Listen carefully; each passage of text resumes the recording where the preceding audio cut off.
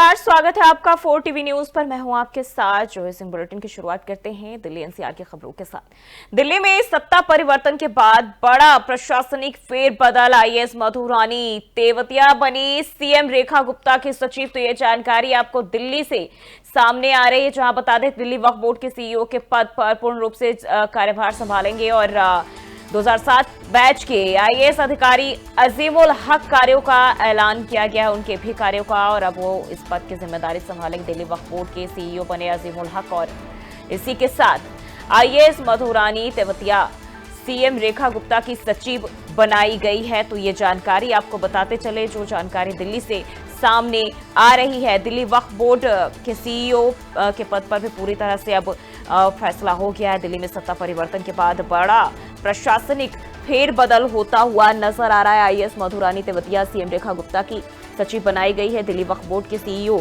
अजीमुल हक को बनाया गया, यानी कि अब इसकी जिम्मेदारी वही संभालेंगे। 2007 बैच के आईएएस अधिकारी अजीमुल हक है और अब उनके कार्यों का ऐलान किया गया है। 2007 बैच के आईएएस अधिकारी अजीमुल हक अब दिल्ली वक्फ बोर्ड के कार्यभार को संभालेंगे और पूरी तरह से पूर्ण रूप से ये कार्यभार संभालेंगे।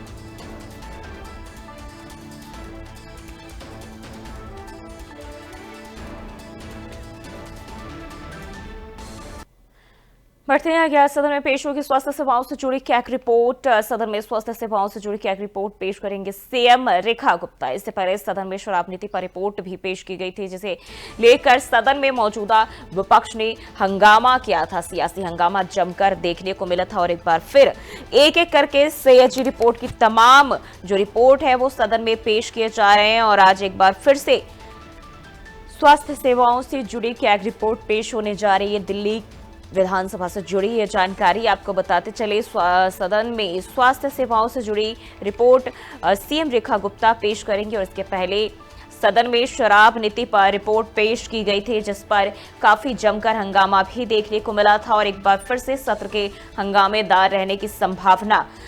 दिल्ली सदन में मौजूदा विपक्ष ने जमकर सियासी हंगामा शुरू किया था कैग रिपोर्ट को लेकर और आज फिर से अब स्वास्थ्य को लेकर कैग रिपोर्ट पेश किए जाएंगे।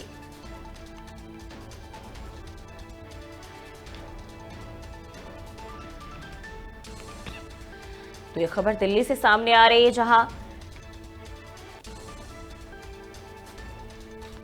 स्वास्थ्य सेवाओं से जुड़ी कैग रिपोर्ट पेश किए जाएंगे और सदन में स्वास्थ्य सेवाओं से जुड़ी रिपोर्ट जो है सीएम रेखा गुप्ता पेश करेंगी। यानी कि दिल्ली में बीजेपी की सरकार बनते ही कैग रिपोर्ट जो है वो जोर शोर से चर्चाओं में बना हुआ है और इसी खबर पर ज्यादा जानकारी के साथ दिल्ली से ब्यूरो चीफ स्नेह कमल सेठ हमारे साथ जुड़ चुके हैं। स्नेह कमल, अब फिर से कैग रिपोर्ट को लेकर जानकारी सामने आ रही है। जिस तरीके से अब आज जो है बताया जा रहा है स्वास्थ्य सेवाओं से जुड़ी रिपोर्ट पेश किए जाएंगे जो कि सीएम रेखा गुप्ता पेश करेंगी, क्या जानकारी सामने आ रही है? जी बिल्कुल, जिस तरह से जो है दिल्ली सरकार नई सरकार बनने के बाद सबसे अधिक जो जिसको लेकर विवाद थे वो सीएजी की रिपोर्ट थी। सीएजी की रिपोर्ट इस तरह से एक पहली रिपोर्ट जो शराब घोटाले को लेकर पेश की गई थी, आज शुक्रवार को जो है स्वास्थ्य सेवाओं जुड़ी रिपोर्ट जो है मुख्यमंत्री रेखा गुप्ता पेश करेंगे। इससे पहले जो शराब नीति की रिपोर्ट पेश की गई तो उसको लेकर काफी सियासी हंगामा हुआ था। और आज की रिपोर्ट की अगर बात करें तो स्वास्थ्य सेवा में गुणवत्ता, सरकारी अस्पतालों की कार्यप्रणाली और जो कई गंभीर सवाल उठाए गए हैं उसको लेकर जो है आज ये रिपोर्ट पेश की जाएगी। वही 13 अन्य रिपोर्टें जो है उनको भी जल्द ही जो है पेश करके जो तरह से कह ले तो आम आदमी पार्टी पर दबाव बनाया जाएगा। वही आम आदमी पार्टी बार बार कहती है कि जो है ये राजनीतिक द्वेष से है, लेकिन जहां तक कैग रिपोर्ट की अगर बात है तो अस्पतालों में बेड, डॉक्टरों की कमी, चिकित्सा सुविधाओं का अभाव, मरीजों में इलाज में हो रही देरी जैसे तमाम मुद्दों को जो है इस रिपोर्ट के माध्यम से उठाया जाएगा। और बिल्कुल तय है कि आज भी जो है विधानसभा का जो सत्र होगा वो भी हंगामा खेल होगा। बिल्कुल, कल भी हमने देखा था जब जो है परिसर जो आम आदमी पार्टी के विधायकों ने परिसर में जाने से रोका गया था और उसको लेकर खूब हंगामा भी आम आदमी पार्टी की तरफ से किया गया था। यानी कि आज भी जब एक एक करके रिपोर्ट पेश किया जा रहा है क्या कि वो ऐसे ही कुछ आज भी नजारा हमें देखने को मिल सकता है विधानसभा के दौरान? जी बिल्कुल, जिस तरह से अगर विवाद की स्थिति उत्पन्न हुई तो वैसे ही नजारा देखने को मिलेगा। लेकिन जहां तक जो 21 विधायक निलंबित किए गए थे उनका निलंबन आज समाप्त हो चुका है। तो कुल 22 विधायक, अमानतुल्लाह खान जिनका निलंबन नहीं हुआ था उसके अलावा 21 जो निलंबित थे, आज सभी 22 विधायक जो है विधानसभा कार्रवाई में भाग लेंगे। फिर अगर वैसी स्थिति उत्पन्न होती है तो हो सकता है पुनः जो है विधानसभा अध्यक्ष इन सभी को बाहर का रास्ता दिखा दे। ठीक है, बने रहिएगा हमारे साथ, आगे भी आपका रुख करेंगे। तो ये जानकारी आपको बताते चले जिस तरीके से लगातार दिल्ली विधानसभा सत्र जो है हंगामेदार होता हुआ दिखाई दे रहा है और आज फिर से क्या की एक और रिपोर्ट पेश की जाएगी और संभावना है कि आज भी ये सत्र बेहद हंगामेदार रह सकता है।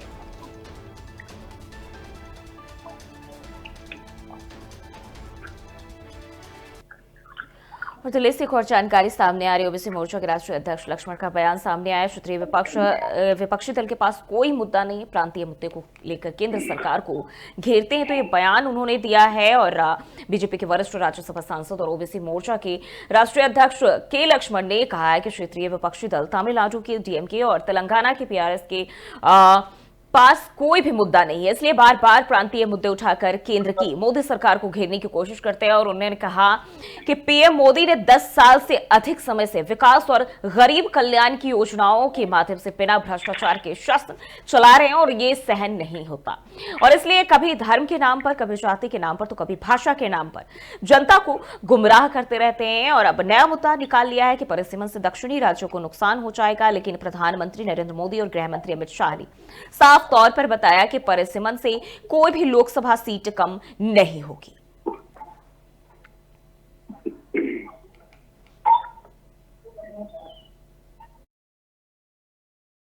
हमारे विपक्ष दलों में कोई मुद्दा ही नहीं है, इसलिए हमारे क्षेत्रीय दल चाहे डीएमके हो, हमारे तेलंगाना में बीआरएस हो, बार बार हमारे ये प्रांतीय मुद्दा उठाकर मोदी जी सरकार को घेरना चाहते हैं।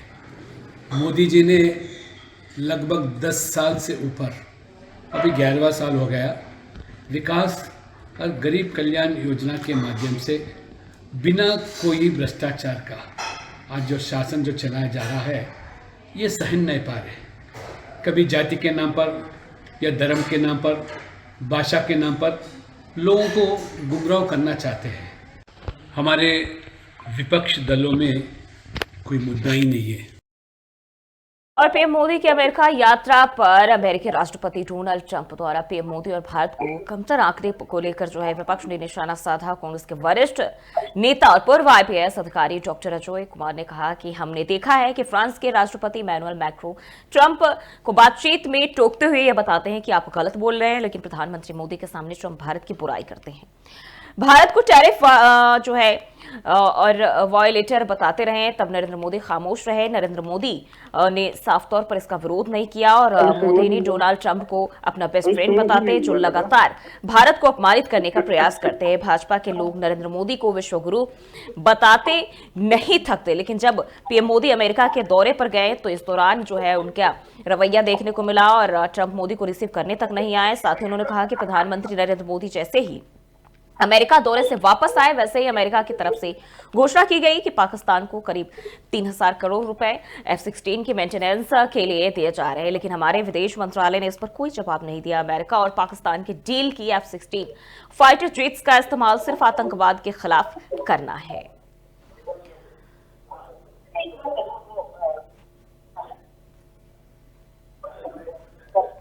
और लगातार हमारे साथ स्नेह कमल सेठ बने हुए। स्नेह कमल, अब प्रधानमंत्री नरेंद्र मोदी हाल ही में कई देशों का उन्होंने दौरा किया, लेकिन सबसे ज्यादा चर्चा अगर हुई है तो अमेरिका के साथ, क्योंकि अब वहां देखें तो राष्ट्रपति डोनाल्ड ट्रंप ने भी अपने कार्यभार को संभाल लिया बतौर दूसरे राष्ट्रपति के रूप में। और इसी के साथ जब प्रधानमंत्री नरेंद्र मोदी अमेरिका दौरे पर आए तो जिस तरीके से भारत को लेकर कई सारी चीजें डोनाल्ड ट्रंप की ओर से कहा गया, जिसके बाद से प्रधानमंत्री नरेंद्र मोदी भारत में भी चर्चाओं का विषय बने रहे कि उन्होंने उसका जवाब नहीं दिया और खामोश होकर सुनते रहे। अब इसके बाद विपक्ष भी यहां हमलावर होता हुआ नजर आ रहा है। जी बिल्कुल, जिस तरह से प्रधानमंत्री नरेंद्र मोदी अमेरिका की यात्रा पर गए थे और जिस तरह से उनकी मौजूदगी में डोनाल्ड ट्रंप ने जो है चीन के साथ भारत और कई देशों का नाम लेते हुए जो टैरिफ की बात कही थी कि हम इन देशों पर अधिक टैरिफ लगाएंगे, और जिस तरह से जो भारत की जो तमाम नागरिकों को जो अमेरिका ने जिस अमानवीय तरीके से निर्वासित किया था, उसको लेकर प्रधानमंत्री नरेंद्र मोदी जो विपक्ष के निशाने पर थे, और जिस तरह से जो है कांग्रेस ने अभी हमला करते हुए कहा कि फ्रांस के राष्ट्रपति इमैनुअल मैक्रों जब अमेरिका गए थे, तो जैसे ही अमेरिका के राष्ट्रपति डोनाल्ड ट्रंप ने कुछ गलत बयानी की, उन्होंने बीच में टोकते हुए उनका हाथ रोकते हुए कहा नहीं ऐसे तो इसी को कांग्रेस ने कहा कम से कम जिस तरह से इमैनुअल मैक्रों ने जो ट्रंप के सामने अपनी बात रखने या कहने की हिम्मत दिखाई, प्रधानमंत्री को भी इसी तरह से कुछ न कुछ जो है ट्रंप को बारे में बोलना चाहिए था। प्रधानमंत्री नरेंद्र मोदी अक्सर ट्रंप को अपना बेस्ट फ्रेंड बताते हैं, लेकिन जिस तरह से उन्होंने भारतीय नागरिकों के साथ जो है अमानवीय व्यवहार किया है, और जिस तरह से जो है तमाम चीजें बार बार ट्रंप कहते हैं कि हम भारत पर जो है टैरिफ लगाएंगे और ज्यादा कर लगाएंगे, और जिस तरह से जो है 3,000 करोड़ तक F-16 विमानों के मेंटेनेंस के लिए दिया उसको लेकर, और जिस तरह से जो है अमेरिका का नया F-35 प्लेन के सौदे की बात हो रही है, इन सभी को लेकर कांग्रेस लगातार हमलावर है और ये आरोप लगा रही है कि प्रधानमंत्री मोदी कहीं न कहीं ट्रंप के दबाव में या प्रभाव में तो क्या ये वाकई में अब अमेरिका जब राष्ट्रपति डोनाल्ड ट्रंप की अगर हम बात करें 2.0 में भारत के साथ दूरी बनाते हुए दिखेंगे? क्या वाकई में भारत को कमतर आंकने लगे हैं? जी बिल्कुल, जिस तरह से शुरुआती अगर लक्षणों की बात करें, जिस तरह से जो है भारतीय नागरिकों को जिस तरीके से जो अमेरिका में जो उनके अवैध प्रवासी नागरिकों को निर्वासित किया है, और वही लैटिन अमेरिकी देशों को जिस तरह के नागरिक निकाले गए थे, और जो उनका वहाँ के राष्ट्रपति ने या वहाँ के शासनाध्यक्ष ने अपने जहाज भेजकर उन्हें बुलवाया, वही भारतीय नागरिक जिस तरह से अमेरिकी वायुसेना के प्लेन से आए, उनका मुद्दा हो या टैरिफ का मुद्दा हो, इन तमाम विषयों को लेकर कह सकते हैं कि जिस तरह के दोस्ती के दम प्रधानमंत्री नरेंद्र मोदी भरते के डोनाल्ड ट्रंप मेरे अच्छे मित्र हैं, लेकिन उसका कहीं न कहीं वो फायदा जो ट्रंप का पहला कार्यकाल था, दूसरे कार्यकाल में कहीं न कहीं जो ट्रंप के निशाने पर भारत है। हाँ, जिस तरीके से देखिए विश्व गुरु बनने की दिशा में भारत लगातार आगे बढ़ रहा है और कार्य भी सरकार की तरफ से किए जा रहे हैं। दूसरी तरफ अगर हम एक बार फिर से अगर रुख करें ट्रंप के भाषणों की, जब वो राष्ट्रपति शपथ ले रहे थे 2.0 में दूसरे कार्यकाल के लिए, तो उस दौरान उन्होंने अमेरिका का कई बार जिक्र किया है और अमेरिका को फर्स्ट यानी कि दुनिया भर में नंबर 1 बनाने की बात की। तो क्या भारत का विश्व गुरु बनने के लिए अमेरिका खतरा हो सकता है? जी बिल्कुल, जिससे प्रधानमंत्री अगर क्षमा करें राष्ट्रपति डोनाल्ड ट्रंप अमेरिका के लिए बारे में हमेशा कहते हैं मेक अमेरिका ग्रेट अगेन, के भारत अमेरिका को हम पुनः महान बनाएंगे।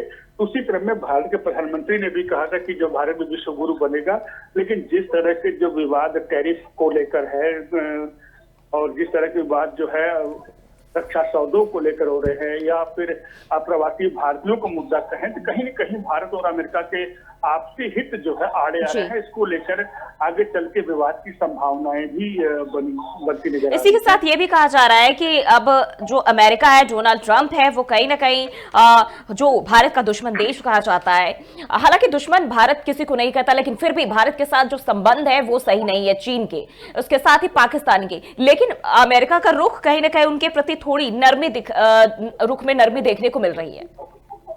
जी बिल्कुल, अगर कहें तो इस समय चीन के प्रति नरमी तो नहीं कह सकते, क्योंकि चीन को लेकर भी डोनाल्ड ट्रंप ने स्पष्ट कर दिया है कि चीन पर भी हम जो है दुगना टैरिफ लगाएंगे, भारत पर भी दुगना टैरिफ लगाएंगे। वही अगर पाकिस्तान की बात करें तो पाकिस्तान के लिए F-16 जो फाइटर विमान थे उसको लेकर कहीं न कहीं जो है अमेरिका के रुख में थोड़ा सा जो है नरमी आई है। पाकिस्तान को लगभग 3,000 करोड़ रुपए जो है F-16 के मेंटेनेंस के लिए दिए जा रहे हैं, और जहां तक अगर अमेरिका के अगर पाकिस्तान के डील की बात है, उसका सीधा ये डील में कहा जाता है कि इन विमानों का उपयोग भारत के खिलाफ कभी नहीं होगा, लेकिन फिर भी पाकिस्तान गाहे बगाहे ये काम करता रहा है। ठीक है, बने रहिएगा, आगे भी आपका रुख करते हैं। तो ये जानकारी कांग्रेस के वरिष्ठ नेता पीएम मोदी के दौरे को लेकर निशाना साधते हुए नजर आए और अमेरिका के साथ जो ताजा संबंध है भारत के, इसको लेकर सवाल भी खड़े किए। जिस दिन अमेरिका के टैरिफ हम हटाएंगे एग्रीकल्चर प्रोडक्ट्स में, जिस दिन, और वो होगा क्योंकि रेसिप्रोकल है और ये सरकार करेगी, मैं आपसे अनुरोध करूंगा मोदी सरकार से पूछिए, जिस दिन एग्रीकल्चर प्रोडक्ट, सेब, जिस दिन एप्पल पर आपने टैरिफ हटाया पूरा हिमाचल खत्म, जिस दिन आपने ग्रेप्स पर टैरिफ हटा दिया पूरा आंध्र प्रदेश खत्म, महाराष्ट्र खत्म, जिस दिन दूध पर आपने टैरिफ हटा दिया होल मिल्क इंडस्ट्री खत्म, America will dump. I would request you to please remember this words of mine. the farmers of India are under the greatest danger. Because if American agriculture products come without tariff, we will be drinking California milk, eating apples from Washington, Seattle. जिस दिन America के tariff हम हटाएंगे agriculture. और बढ़ते आगे, सेबी से जुड़ी जानकारी सामने आ रही। कान पांडे को बनाया गया सेबी का नया चीफ। ये जानकारी सेबी को लेकर सामने आ रही, जहां कान पांडे को अब सेबी का नया चीफ बनाया गया है। पहले वित्तीय सचिव के रूप में कार्यरत थे कान पांडे। पूंजी बाजार और सरकारी विनिवेश का गहरा अनुभव माना जाता है और ऐसे में अब ये जिम्मेदारी कान पांडे को दी गई है। कान पांडे को महत्वपूर्ण पद की जिम्मेदारी जो है वो दी गई। तो भारतीय शेयर बाजार को नियंत्रित करने वाली संस्था सेबी का नया प्रमुख अब मिल गया है। तुहिन कांत पांडे को सेबी चेयरमैन नियुक्त किया गया है, जो पहले वित्त सचिव के रूप में कार्यरत थे। उनके पास निजीकरण, पूंजी बाजार और सरकारी विनिवेश का गहरा अनुभव बताया जा रहा है और अब उनके सामने शेयर बाजार की स्थिरता, निवेशकों के विश्वास को बढ़ाने और डिजिटल बदलावों को अपनाने जैसी चुनौतियां रहेंगी। तो इन कान पांडे सेबी चीफ के रूप में मादवी कार्यकाल समाप्त होने के बाद इन्हें इस महत्वपूर्ण पद की जिम्मेदारी सौंपी गई है और उनका कार्यकाल अगले 3 वर्षों के लिए तय किया गया है। बता दें कि माधवी का कार्यकाल विवादित रहा है और बीते दिनों आए हिंडनबर्ग की रिपोर्ट के बाद माधवी को विपक्षी दलों ने कटघरे में भी खड़ा किया था।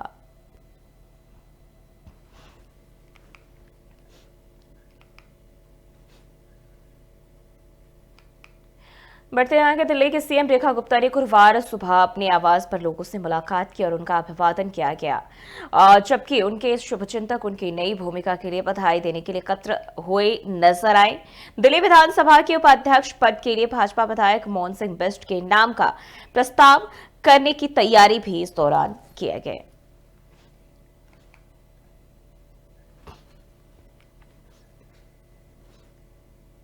खबर नोएडा से सामने आ रही है। यमुना फिल्म सिटी का हो सकता है शिलान्यास। 2027 से फिल्मों की शूटिंग शुरू होने की संभावना। ये जानकारी अब नोएडा में फिल्मों की शूटिंग हो सकती है और सरकार की सहमति से फिल्म सिटी के निर्माण कार्य शुरू। विश्व की सबसे बेहतरीन फिल्म सिटी होगी, बोनी कपूर ने कहा है। जी हाँ, ये बोनी कपूर यहाँ पहुंचे हैं निर्देशक और उन्होंने जो है ये बयान दिया है जिसमें उन्होंने कहा कि विश्व की सबसे बेहतरीन फिल्म सिटी नोएडा होगी और देश और विदेश के अन्य फिल्म सिटी का आकलन यहाँ किया जाएगा। तो नोएडा जिले में गौतम बुद्ध नगर में बन रही यमुना फिल्म सिटी में 2027 में फिल्मों की शूटिंग शुरू होने की संभावना जताई जा रही है और मार्च के आखिर या फिर अप्रैल की शुरुआत में इसका शिलान्यास भी हो सकता है। फिल्म निर्माता बोनी कपूर की कंपनी वेब्यू प्रोजेक्ट और भूटानी ग्रुप उत्तर प्रदेश सरकार की महत्वाकांक्षी यमुना फिल्म सिटी योजना में के निर्माण में शामिल और इस अवसर पर बोनी कपूर ने यह भी जो है कहा कि यमुना फिल्म सिटी विश्व की सबसे बेहतरीन फिल्म सिटी होगी। निर्माण से पहले देश और विदेश की अन्य फिल्म सिटी का आकलन किया गया और इन सभी की खासियत को शामिल करते हुए इसे एक अंतर्राष्ट्रीय स्तर की फिल्म सिटी बनाने का लक्ष्य रखा गया। यहाँ फिल्म इंस्टीट्यूट भी बनाया जाएगा। फिल्म निर्माताओं को यहाँ सहयोगी कलाकार मिल जाएंगे जिससे फिल्म निर्माण पर लागत कम आएगी। इसके साथ ही स्थानीय युवाओं को रोजगार भी मिलेगा। स्वरूप वर्ल्ड क्लास रहे, जैसे कि मैंने बार बार कहा है जब भी मैं इधर आया हूँ। इसके अलावा भी हमारी पूरी कोशिश यही रहेगी कि वर्ल्ड क्लास फिल्म सिटी हो इधर, और सिर्फ हिंदुस्तान के फिल्म मेकर्स नहीं, बाहर के फिल्म मेकर्स भी इधर आएँ और अपनी फिल्मों का इधर निर्माण करें। तो इससे ज़्यादा क्या हम बोल सकते हैं कि कोशिश यही कि वर्ल्ड क्लास फिल्म सिटी बने। And at the same time, in this film city, we will be having an institute where we will train people. We will be having a retail outlet. We will be having a village where there will be a museum also, film museum also. So there will be a lot of activities for people who come in. They will not just get to see the shooting part of it. In fact, here they will get to see shooting part of it from close quarters. तो bulletin में फिलहाल के लिए बस इतना ही। देश और दुनिया के तमाम खबरों के लिए देखते रहिए 4TV न्यूज़।